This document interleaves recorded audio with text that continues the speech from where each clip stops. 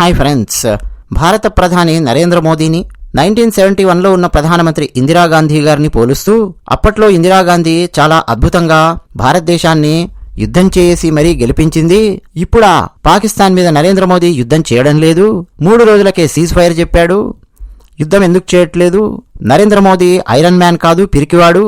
ఇందిరాగాంధీ చాలా గొప్ప lady, iron lady, యుద్ధాన్ని గెలిపించింది భారతదేశాన్ని అని చెప్పి రకరకాలుగా మాటలు, సోషల్ మీడియాలో మెసేజెస్, మీమ్స్ ఇవన్నీ కూడా గత 2 రోజుల నుంచి దర్శనమిస్తూ వస్తున్నాయి. సరే, నేను సమాధానం ఇవ్వాలా వద్దా అని చెప్పి ఆలోచిస్తూ ఇవన్నీ ఎక్కువ అయ్యేసరికి సరే ఒక వీడియో చేద్దాము అన్న ఉద్దేశంతో చేస్తున్నాను. అప్పుడు జరిగింది యుద్ధం, ఇప్పుడు జరిగింది ఆపరేషన్. రెండింటికి మధ్య చాలా తేడా ఉంది. అయితే కేవలం మీలో చాలా మంది ఎవరైతే ఇందిరాగాంధీ గారికి మద్దతు పలికేవాళ్ళున్నారో వాళ్ళందరూ ఒకే డైరెక్షన్లో చూస్తున్నారు. భారతదేశం 1971లో యుద్ధం గెలిచింది, బంగ్లాదేశ్ అనే కొత్త దేశం ఏర్పడింది, ఇంతవరకు మాత్రమే ఆలోచిస్తున్నారు. ఆ సమయంలో దాని చుట్టుపక్కల ఏర్పడినటువంటి అతి భయానకమైన పరిస్థితులు, అసలు భారతదేశంలో ఉన్నటువంటి మెజారిటీ ప్రజలు ఆ యుద్ధాన్ని ఓకే చేశారా లేదా, ఆ యుద్ధం తర్వాత భారతదేశంలో జరిగిన అతి భయంకరమైన పరిణామాలు తలుచుకుంటే ఎవరు కూడా యుద్ధం చేయాలి అని చెప్పి అనుకోరు. యుద్ధం చేయి అని చెప్పి యుద్ధోన్మాదంతో, రక్త పిపాసతో ఎవరు రెచ్చగొట్టరు యుద్ధం చేయడానికి. నరేంద్ర మోదీ గారు అందుకే పర్ఫెక్ట్ డిసిషన్ తీసుకున్నారు. ఆపరేషన్ సింధూర్ ఎంతవరకు చేయాలో అంతవరకు చేశారు.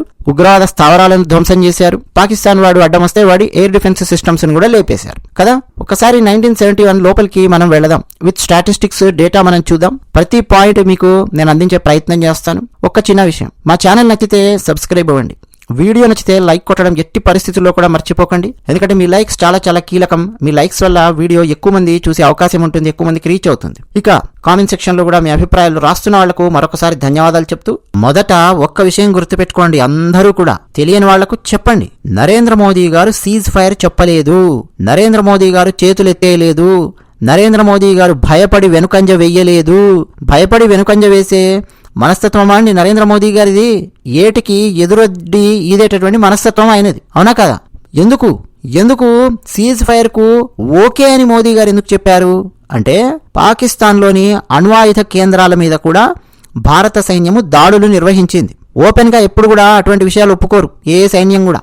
ఆ విషయం ఎప్పుడు బయటపడింది అంటే, నెక్స్ట్ డే ఈజిప్ట్ నుంచి ఒక ఫ్లైట్ బయలుదేరి వెళ్ళింది.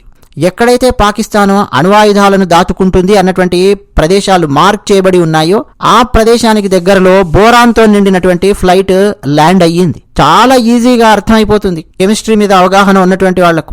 బోరాన్ కార్బైడ్ B4C రూపంలో అణు రియాక్టర్లలో, నియంత్రణ రాడ్స్ లో న్యూట్రాన్స్ అబ్జర్వ్ చేసుకోవడానికి ఉపయోగిస్తారు. ముఖ్యంగా ప్రెషరైజ్డ్ వాటర్ రియాక్టర్స్ PWR అంటాం. అందులో బోరిక్ యాసిడ్ H3BO3 ని నీళ్లలో కలిపి న్యూట్రాన్ శక్తిని తగ్గించడంలో ఉపయోగిస్తారు. అంటే రేడియేషన్ షీల్డింగ్ గా కూడా బోరాన్ని ఉపయోగిస్తారు.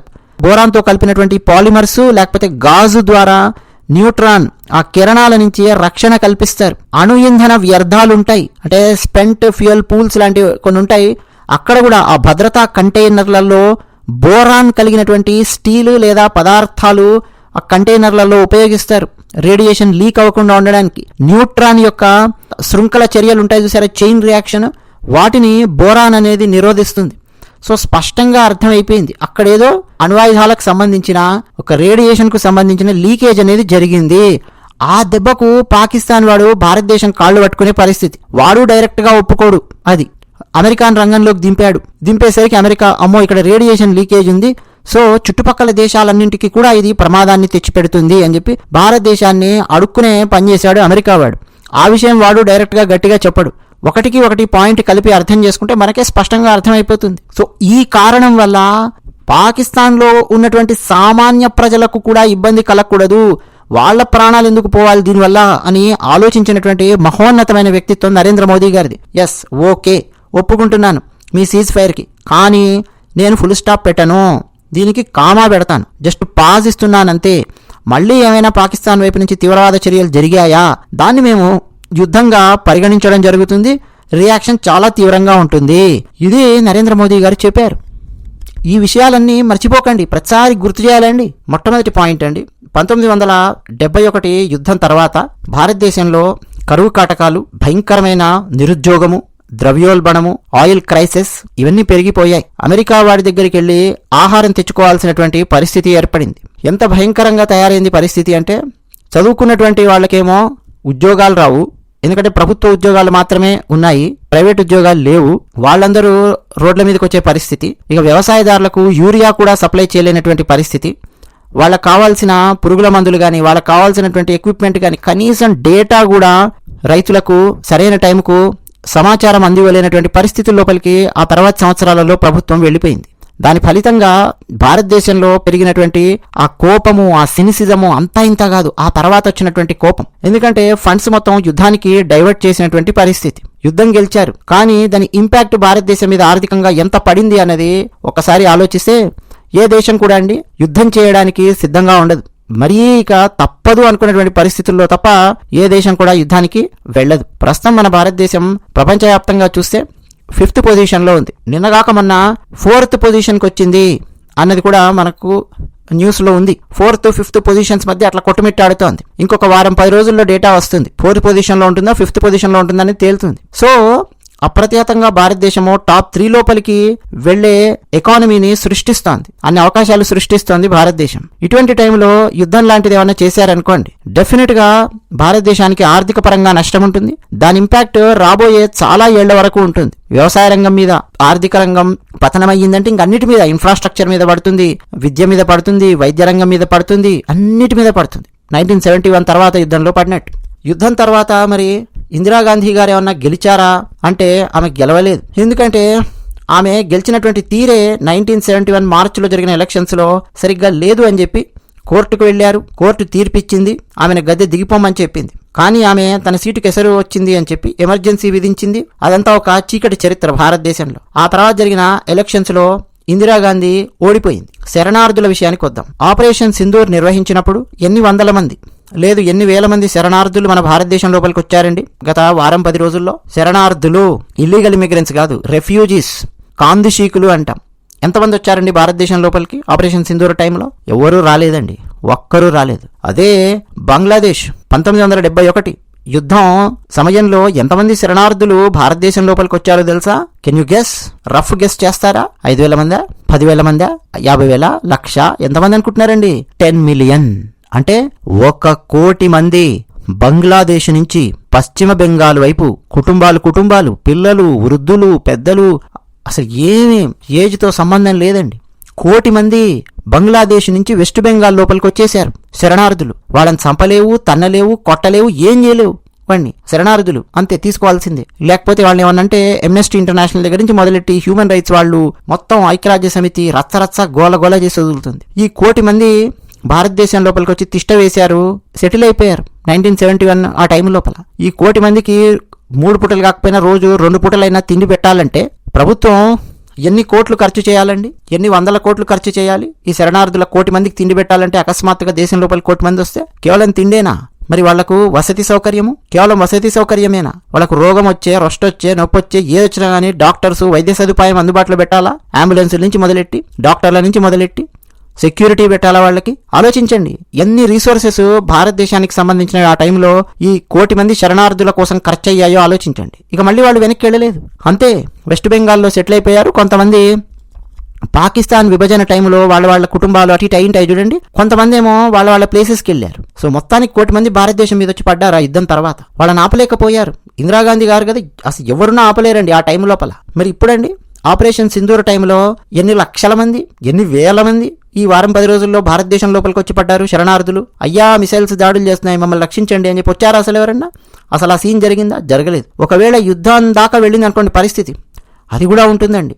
నువ్వు దాన్ని ఆపలేవు. వాగా బార్డర్ దగ్గరే కాదు, ఎక్కడ పడితే అక్కడ బార్డర్ దాడుతూ ఉంటారు. నువ్వు వాళ్ళను కాల్చి చంపను లేవు, ఏమీ చేయలేవు. సైనికులు కూడా కాల్చలేరు వాళ్ళని చూసేసరికి. వృద్ధులు, పిల్లలు, వాళ్ళ చేతులు ఏమి ఆయుధాలు ఉండవు, ఏముండవు. ఓ సంచి చేసుకొని ఉరికొస్తూనే ఉంటాడు వాడు బార్డర్ దాటి. అది పరిస్థితి. అలాగే ఎంతమంది బంగ్లాదేశ్ యువతుల మీద, అమ్మాయిల మీద అఘాయిత్యాలు జరిగాయో తెలుసా? దాని మీద చాలా లెక్కలున్నాయి. 1999లో యండమూరి వీరేంద్రనాథ్ గారు క్యాసనోవా నవల రాసినప్పుడు అందులో ఆయన రాసినటువంటి రిపోర్ట్ ఒక్కడి నుంచి తీసుకొని రాస్తే 30 లక్షల మంది యువతుల మీద, 30 లక్షల మంది అమ్మాయిల మీద అఘాయిత్యాలు జరిగాయి.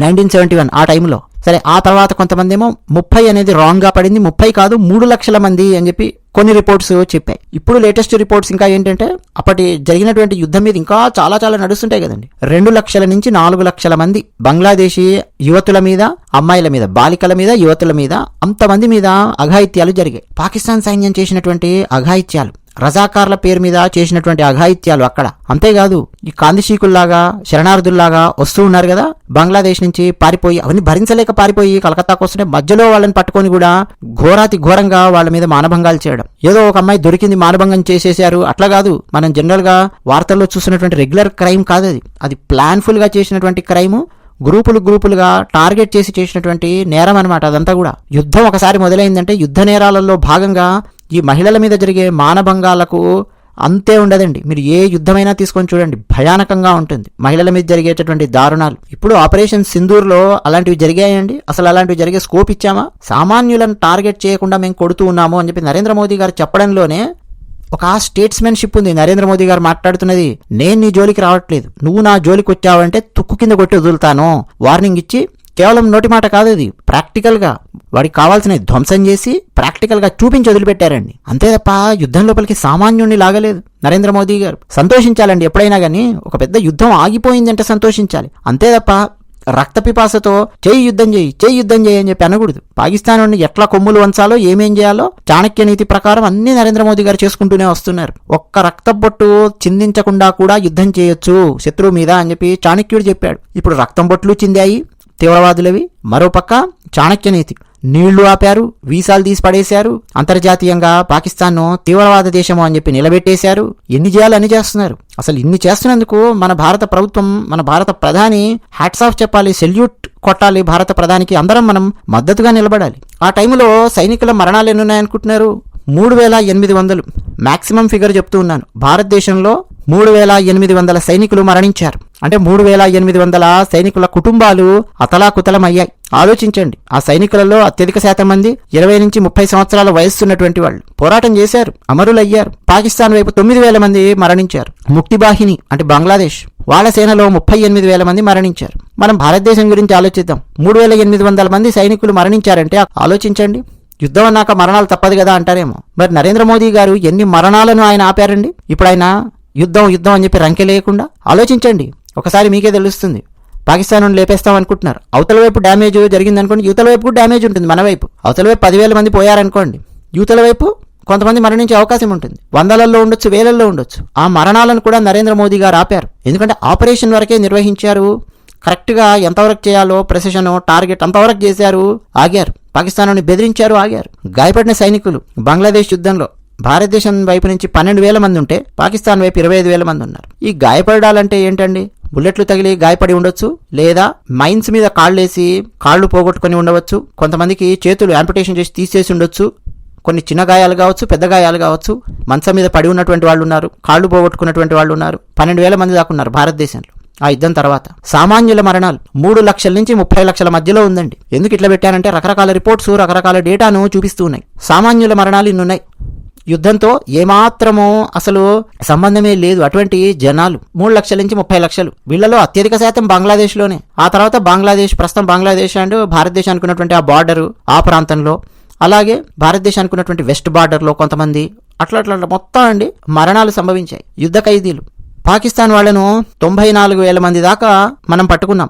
మనం అంటే మన భారత సైన్యం పట్టుకుంది. స్క్రీన్ మీద చూడొచ్చు, 94,000/94,000 అన్నారు. ఆ బై ఏంటో తెలుసా? జెనీవా ఒప్పందంలో భాగంగా ఈ ఖైదీలందరినీ చాలా చక్కగా బాగా చూసుకున్నారు. 3 నెలల్లో 4 నెలలు ఎంతనో ఉంది, ఫుల్గా పందుల్ని మేపినట్టు మేపారు. ఆ పందుల్ని మేపినట్టు మేపడానికి ఎవరి పైసలు పెట్టాలి? మన పైసలే పెట్టాలి. మన భారతదేశంలో ఉన్నటువంటి వాళ్ళ పైసలే పెట్టాలి. పోనీ మనదేమన్నా బాగా రిచ్గా ఉన్నటువంటి దేశమా? అమెరికాలాగా కాదు కదా. ఆ పరిస్థితుల్లో ఈ ఖైదీలను జెనీవా ఒప్పందం ప్రకారము ఒక్కొక్కరిని 94,000 మందిని మేపారు అన్ని నెలల పాటు. ఆ తర్వాత ఏం చేశారండి? వదిలేశారు మొత్తం 94,000 మందిని. 94,000 అని చెప్పి నేనేదో నా నోటికి వచ్చినటువంటి లెక్క నేను చెప్పట్లా. ఎక్కడో వాట్సాప్లో వచ్చే లెక్కలు, ఇట్లాంటివన్నీ వ్యవహారాలు ఇక్కడ ఉండవండి. ఓకే, వాగా బార్డర్ దగ్గర 0 పాయింట్ అని చెప్పి ఉంటుంది. అక్కడ ఖైదీలను అప్పగించింది భారత ప్రభుత్వం. ఆ తర్వాత లెక్క ఉంది మన దగ్గర. 55,692 మంది ఆర్మీ వాళ్ళు, 16,354 పారామిలిటరీ, 5,296 మంది పోలీసులు, 1000 మంది నేవీ, 800 మంది పిఏఎఫ్, 13,324 మంది సివిలియన్స్, ఇట్లా రకరకాల లెక్కలున్నాయన్నమాట, రికార్డ్స్ ఉన్నాయి వాళ్ళ పేర్లతో సహా. అంతమందిని అప్పగించారండి. మన భారతదేశానికి చెందినటువంటి వాళ్ళ పరిస్థితి ఏంటంటే, రకరకాల లెక్కల ప్రకారం 1200 మందిని పాకిస్తాన్ వాళ్ళు పట్టుకుంటే 600 మందిని మాత్రమే పాకిస్తాన్ వాళ్ళు వదిలేసినట్టు రికార్డ్స్ ఉన్నాయి. 600 మందిని వదిలేశారు. అందులో 54 మందికి సంబంధించండి ఇండియన్ సోల్జర్స్ ట్రూప్ ఒకటి ఉంటుంది, అది ఇంతవరకు మిస్సింగ్. వాళ్ళ శవాలు దొరకలేదు, వాళ్ళు ఎక్కడికి పోయారో తెలియదు, ఇప్పటికీ పాకిస్తాన్ జైళ్లలో మగ్గుతూ ఉన్నారు అన్నది వాస్తవం. వాళ్ళ కుటుంబాలండి ఎప్పుడు అసలు పాపం బాధపడుతుంటాయి, వాళ్ళు ఎక్కడున్నారో తెలియదు. పాకిస్తాన్ ఏమో మాకు తెలియదు అని చెప్పి అంటోంది. సౌతిక్ బిస్వాస్ అని బీబీసీ ఇండియా కరెస్పాండెంట్ జనవరిలో 2020 ఒక ఆర్టికల్ రాశారు ఆయన.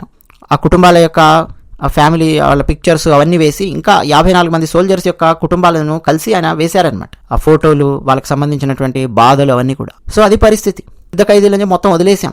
మనం ఎంతమంది యుద్ధ ఖైదీలను పట్టుకున్నామండి ఇప్పుడు ఆపరేషన్ సింధూర్ లోపల? పోనీ మన వాళ్ళని ఎంతమంది పట్టుకున్నారండి? మన వాళ్ళని ఏం పట్టుకోలేదు పాకిస్తాన్ వాళ్ళు యుద్ధ ఖైదీలుగా, మనము ఏం పట్టుకోలేదు ఇప్పుడు ఆపరేషన్ సింధూర్ లో భాగంగా పాకిస్తాన్ వాళ్లను, కదా? అవునా కాదా? జైళ్లలో వేయలేదు, మన పైలట్లు వాళ్ళకి దొరకలేదు. యుద్ధంలో అప్పుడు 1971 ఓపెన్ సపోర్ట్, అమెరికా చైనా 2 దేశాలు కూడా పాకిస్తాన్ కు ఓపెన్ గా సపోర్ట్ ఇచ్చాయి, మద్దతు ఇచ్చాయి, మోరల్ సపోర్ట్ ఇచ్చాయి, ఫుల్ మద్దతు. సోవియట్ యూనియన్ అంటే రష్యా భారతదేశానికి మద్దతు ఇచ్చింది. అంటే అప్పుడు జరిగినటువంటి యుద్ధంలో 2 బలమైన దేశాలు పాకిస్తాన్ కు, ఒక బలమైన దేశం మన భారతదేశానికి మద్దతు. ఇప్పుడండి ఆపరేషన్ సింధూర్ మనం చేసాం. ఈ ఆపరేషన్ సింధూర్ లో ఏ దేశం యొక్క సహాయ సహకారాలు మనకు అవసరం లేదు, మనమే చేసాం. అది ఏ దేశాన్ని మనం లాగలేదు, ఏ ఆబ్లిగేషన్ లేదు ఏ దేశంతో కూడా. ఒకవేళ ఇది గనక వార్గా కన్వర్ట్ అయింది అనుకోండి, ఆపరేషన్ సింధూర్ పెద్ద వార్గా, అప్పుడు ఏం జరుగుతుంది? చైనా ఓపెన్ గా పాకిస్తాన్ కు సపోర్ట్ ఇస్తుంది, అంతేకాదు వాళ్ళ ఆయుధాలు కూడా ఇస్తుంది. పాకిస్తాన్ పేలుస్తున్నటువంటి ఆయుధాలన్నీ చైనా ఆయుధాలే. ఇస్తే ఏమైంది అంటామేమో, మనం గెలుస్తాం ఓవరాల్ గా, కానీ యుద్ధాన్ని బాగా లాగుతారండి, బాగా డ్రాగ్ చేస్తారు. వాళ్ళ ఇంటెన్షనే అది. మన భారతదేశాన్ని ఆర్థికంగా మరింత పతనమయ్యేలా చేయడం అన్న లక్ష్యంతో కొన్ని దేశాలు పనిచేస్తున్నాయి. చైనా దేశం పాకిస్తాన్కి ఆయుధాలు సప్లై చేస్తూ మెల్లిమెల్లిగా యుద్ధాన్ని ప్రొలాంగ్ చేస్తూ నెలలు ప్రొలాంగ్ చేయిస్తారు. అప్పటి యుద్ధాలలాగా ఇప్పటి యుద్ధాలు కాదు. 50 ఏళ్ల క్రితం జరిగిన యుద్ధాలను ఇప్పుడు జరిగే యుద్ధాలతో అసలు మీరు కంపేర్ కూడా చేయలేరు. యుద్ధం చేసే స్ట్రాటజీయే మారిపోయింది, టాక్టిక్సే మారిపోయాయి. రష్యా చూడండి ఎంత పెద్ద అద్భుతమైన ఆయుధ సంపత్తి కలిగినటువంటి దేశం. మన దగ్గర ఉన్నటువంటి విమానాలు, మిగ్ విమానాలు కానీ, సుఖోయ్ కానీ అవన్నీ రష్యా నుంచి తెచ్చుకున్నవే కదా. రష్యా అండి చాలా అడ్వాన్స్డ్ టెక్నాలజీ ఉన్న దేశం. అమెరికాతో దాదాపు సమానంగా అణుబాంబులు ఉన్నటువంటి దేశం. వేలల్లో ఉంటాయి, 4 డిజిట్లో ఉంటాయి అణుబాంబులు అమెరికా దగ్గర, రష్యా దగ్గర. అటువంటి రష్యా ఉక్రెయిన్ మీద 3 సంవత్సరాల నుంచి యుద్ధం చేస్తుంది, ఇంకా పూర్తిగా ఆక్రమించుకోలేకపోతుంది. 3 సంవత్సరాల నుంచి అండి, ఆలోచించండి అంత పెద్ద రష్యా. మరి మనం కూడా ఓడిపోం, చేస్తుంటాం. ఓన్లీ పాకిస్తాన్ అనుకోండి చాలా ఈజీగా కొట్టేస్తాం మనం. కానీ పాకిస్తాన్ వాడికి వేరే వాళ్ళు మద్దతు ఇవ్వడం మొదలు పెట్టారనుకోండి, చైనా లాంటి వాళ్ళు వీళ్ళు. రష్యా అంతకుముందు మనకు మద్దతు ఇచ్చేది, ఇప్పుడు మనకు ఓపెన్ గా మద్దతు ఇవ్వాలి అంటే రష్యానే చాలా పెద్ద యుద్ధంలో ఉంది 3 సంవత్సరాల నుంచి. ఆర్థికంగా రష్యా పరిస్థితి ఎలా ఉంటుందో ఒకసారి ఆలోచించండి. అమెరికాను నమ్ముకొని ఎవరు యుద్ధం చేయరు మన భారతదేశంలో. వాడు ఎప్పుడు ఏం సహాయం చేస్తాడో తెలియదు, ఎప్పుడు ఏం మాట్లాడతాడో తెలియదు. ట్రంప్ పచ్చి అబద్ధాలు మాట్లాడుతున్నటువంటి వ్యక్తి.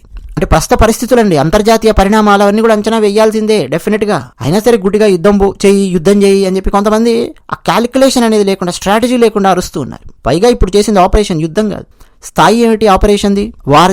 వారి యొక్క స్థాయి చాలా పెద్దది, పూర్తి స్థాయి అది. భూమి మీద, గగనంలోను, అంటే ఎయిర్ ఫోర్స్, సముద్రంలోను అన్నింటినీ వాడి చేసేటటువంటిది యుద్ధం. ఇప్పుడు రష్యా ఉక్రెయిన్ చేస్తున్నాయి, అన్నింటినీ వాడి చేస్తున్నాయి. ఇప్పుడు మనం యుద్ధం చేయలేదు, యుద్ధం అసలు అనౌన్స్ చేయలేదు మన భారతదేశం. తీవ్రవాదులు వచ్చి 26 మందిని పొట్టన పెట్టుకున్నారు.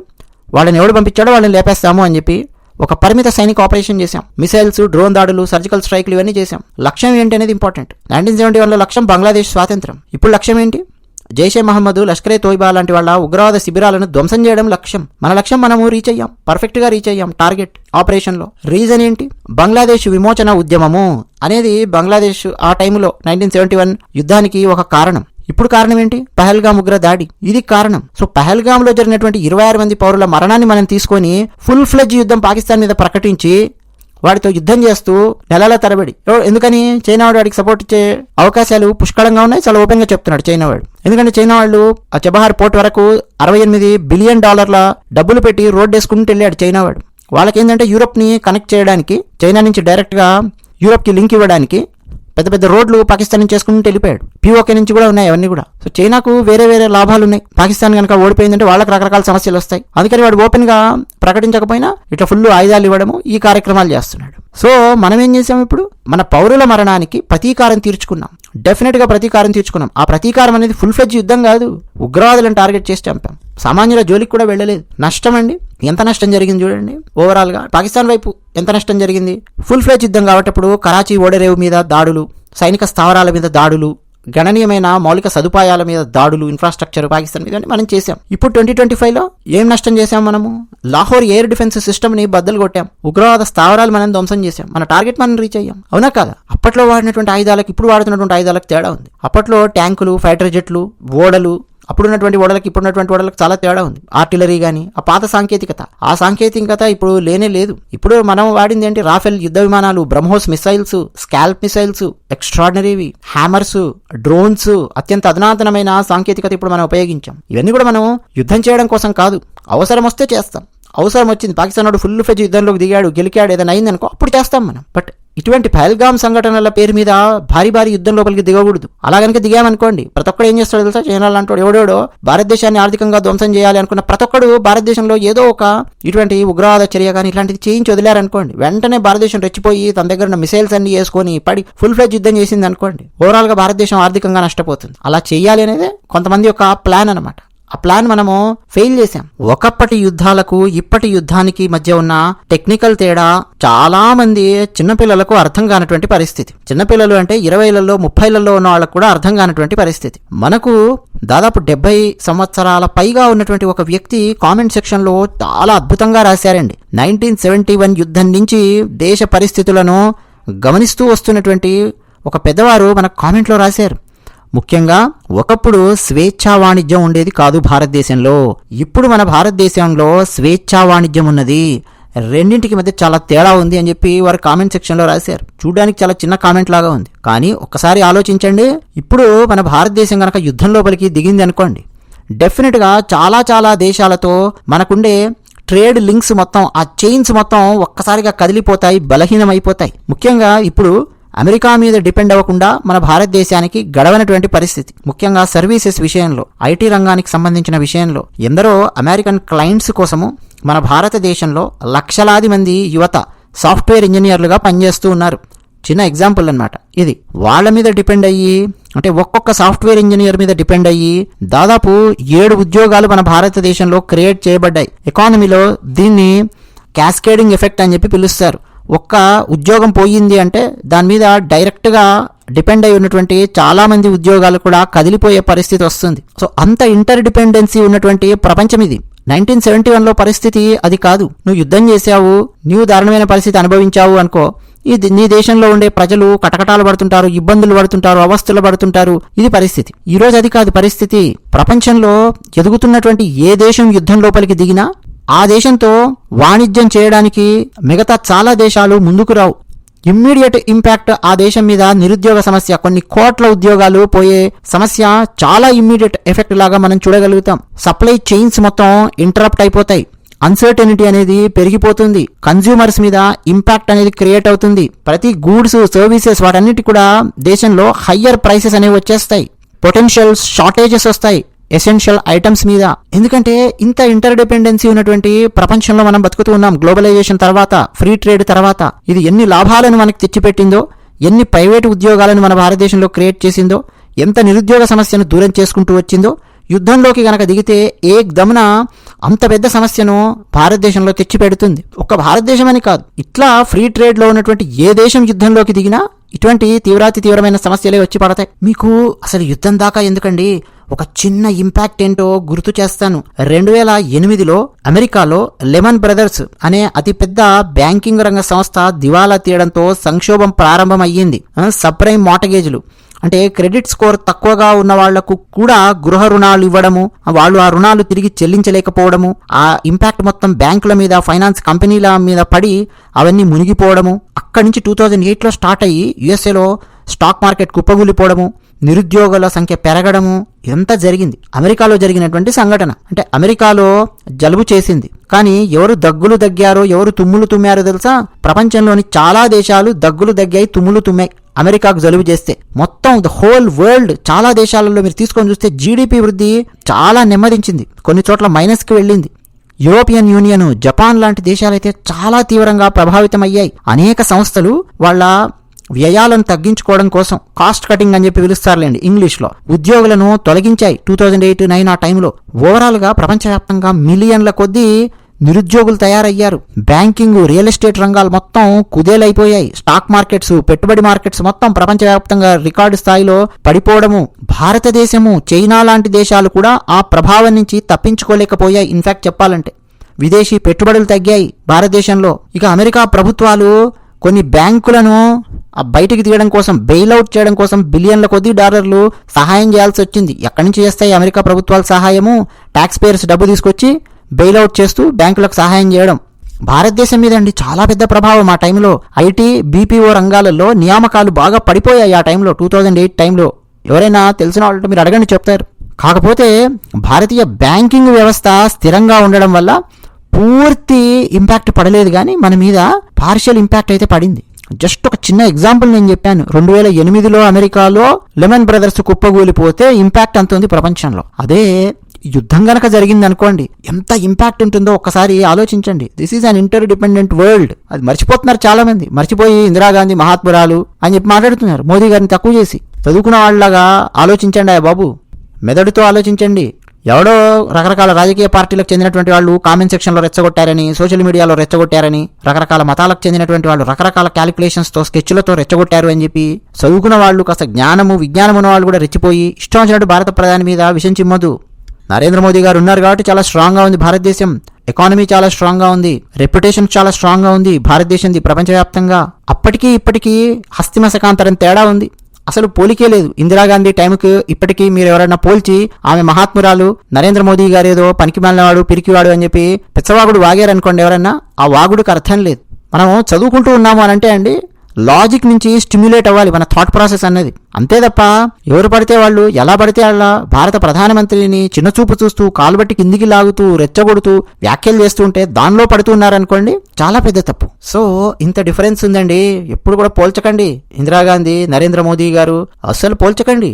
ఆపరేషన్ని, యుద్ధాన్ని పోలుస్తారేమిటి? ధైర్యంగా ఒక ఎవరెస్ట్ శిఖరంలాగా నరేంద్ర మోదీ గారు నిలబడి భారతదేశాన్ని రక్షిస్తూ ఉంటే, ఎప్పటికప్పుడు టకటకటకటక నిర్ణయాలు, భారతదేశానికి మంచి చేసే నిర్ణయాలు తీసుకుంటూ ఉంటే నరేంద్ర మోదీ గారి మీద విషయం చిమ్ముతారేంటండి? ఆలోచించండి. కాంగ్రెస్ వాళ్ళు ఫర్ ఎగ్జాంపుల్ వాళ్ళ పార్టీని ఈ టైంలో ప్రమోట్ చేసుకోవడానికి ఇష్టం వచ్చిన పొలిటికల్ వ్యాఖ్యలు చేస్తున్నారు అనుకోండి, ఆ మాయలో కొంతమంది పడిపోయి ఇష్టం వచ్చినట్టు నరేంద్ర మోదీ గారి మీద విషయం చిమ్మడం ఎంతవరకు కరెక్ట్? ఆలోచించండి మీరే. అది విషయం. ధన్యవాదాలు.